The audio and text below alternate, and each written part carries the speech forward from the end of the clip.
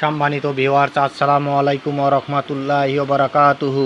আশা করি সবাই আল্লাহর অশেষ রহমতে ভালো আছেন, সুস্থ আছেন।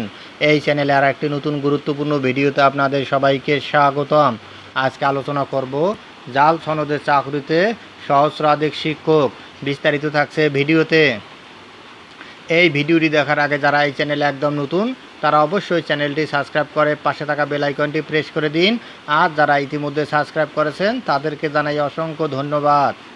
জাল সনদের চাকরিতে সহস্রাধিক শিক্ষক।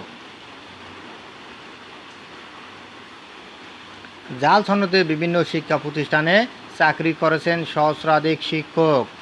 সম্প্রতি পরিদর্শন ও নিরীক্ষা অধিদপ্তর ডিআইএ থেকে শিক্ষা মন্ত্রণালয়ে জাল সনদ সংক্রান্ত একটি প্রতিবেদন পাঠানো হয়। সেখানে এমন 1156 জন শিক্ষকের জাল সনদের তথ্য দেওয়া হয়।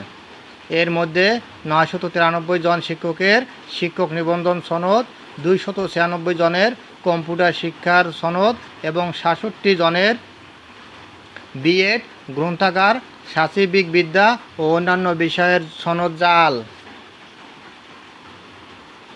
এর মধ্যে বৃহস্পতিবার 3 অক্টোবর জাল সনদে চাকরি করা 202 জন শিক্ষকের তালিকা প্রকাশ করেছে মাধ্যমিক ও উচ্চ শিক্ষা অধিদপ্তর মাওসি। অভিযোগ প্রমাণিত হওয়ায় তাদের বিরুদ্ধে 7টি ব্যবস্থা নেওয়ার কথা জানানো হয়েছে। এদের বেতন ভাতার সরকারি অংশ এমপিও বাতিল করা হয়েছে। একই সঙ্গে তালিকায় থাকা অভিযুক্ত জাল শিক্ষকদের বিরুদ্ধে শিক্ষা প্রতিষ্ঠান কী ব্যবস্থা নিয়েছে তা জানতে চাওয়া হয়েছে। জাল সনদধারীদের বিরুদ্ধে সংশ্লিষ্ট প্রতিষ্ঠান প্রধান কর্তৃক ফৌজদারি অপরাধের মামলা দায়ের করার নির্দেশ দেওয়া হয়েছে। দীর্ঘদিন চাকরির সুবাদে এসব শিক্ষক জাল সনদে সরকার থেকে প্রায় 15 কোটি টাকা বেতন বাবদ উত্তোলন করেছেন। তদন্ত প্রতিবেদনের পরিপ্রেক্ষিতে এই অর্থ শিক্ষকদের সরকারি কোষাগারে ফিরিয়ে দিতে হবে। এর আগে গত 18 মে জাল সনদে দীর্ঘ বছর শিক্ষক কর্মচারী পদে চাকরি করেছেন এমন 678 জন শিক্ষককে শনাক্ত করে শিক্ষা মন্ত্রণালয়। তাদের বেতন ভাতা বন্ধ রাখার নির্দেশ দিয়ে মন্ত্রণালয় থেকে চিঠি পাঠিয়ে মাধ্যমিক ও উচ্চ শিক্ষা অধিদপ্তরকে মাওসি বলা হয়, এতদিন যে টাকা বেতন ভাতা হিসেবে তারা গ্রহণ করেছে তা ফেরত আনার ব্যবস্থা করতে হবে।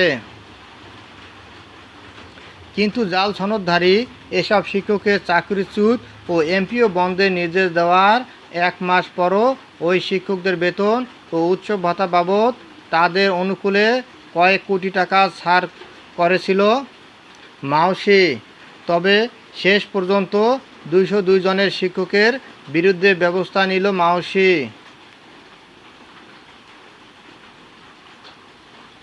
শিক্ষা মন্ত্রণালয় সূত্র জানায়, দেশে বর্তমানে এমপিওভুক্ত স্কুল, কলেজ, মাদ্রাসা ও কারিগরি শিক্ষা প্রতিষ্ঠানের সংখ্যা প্রায় 34,000।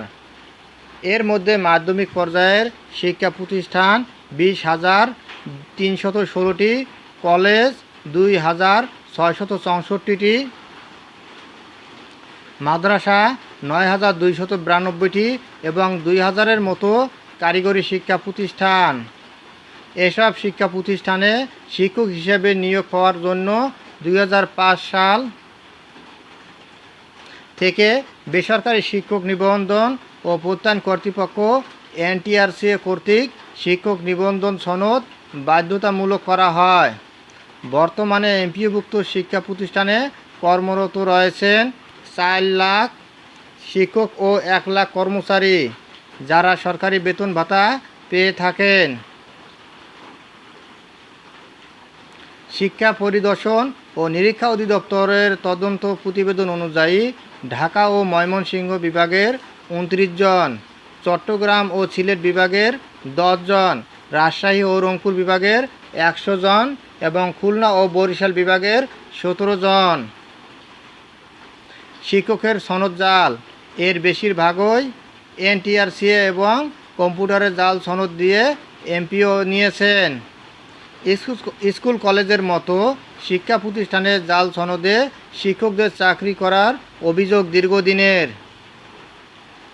সম্প্রতি পরিদর্শন ও নিরীক্ষা অধিদপ্তরের ডিআইএ তৎপরতায় নিয়মিত শিক্ষকদের জাল সনদ পাওয়ার ঘটনা ঘটেছে। সংশ্লিষ্টরা জানান, এসএসসি ও এইচএসসি পরীক্ষার সনদ, এনটিআরসি এর সনদ ও কম্পিউটার সনদ জাল করে শিক্ষকরা দীর্ঘদিন এমপিওভুক্ত প্রতিষ্ঠানে চাকরি করে সরকারি অর্থ ভোগ করেছেন তারা।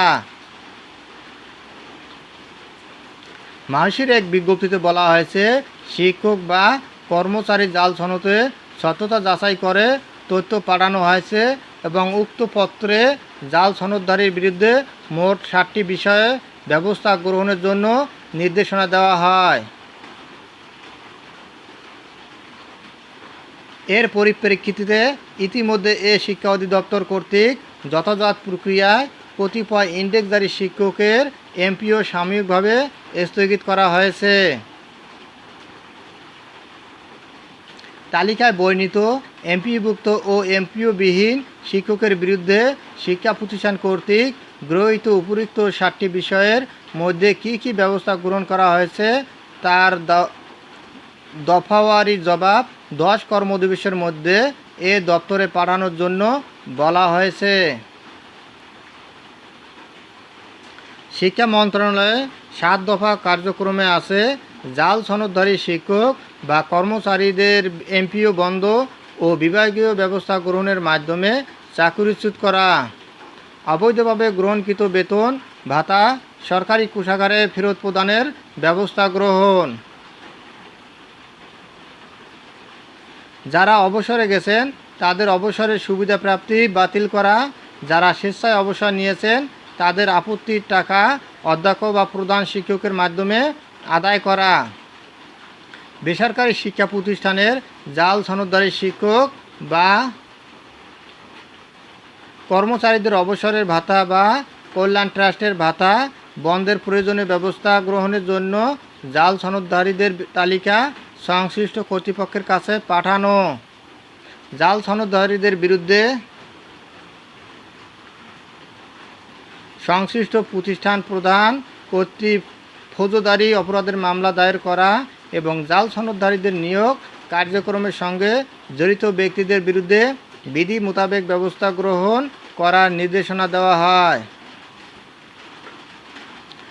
ধন্যবাদ জানিয়ে বিদায় নেওয়ার আগে আবার অনুরোধ জানাই, যদি ভিডিওটি ভালো লাগে এবং সর্বশেষ শিক্ষামূলক আপডেট ভিডিও পেতে চান তাহলে অবশ্যই চ্যানেলটি সাবস্ক্রাইব করুন।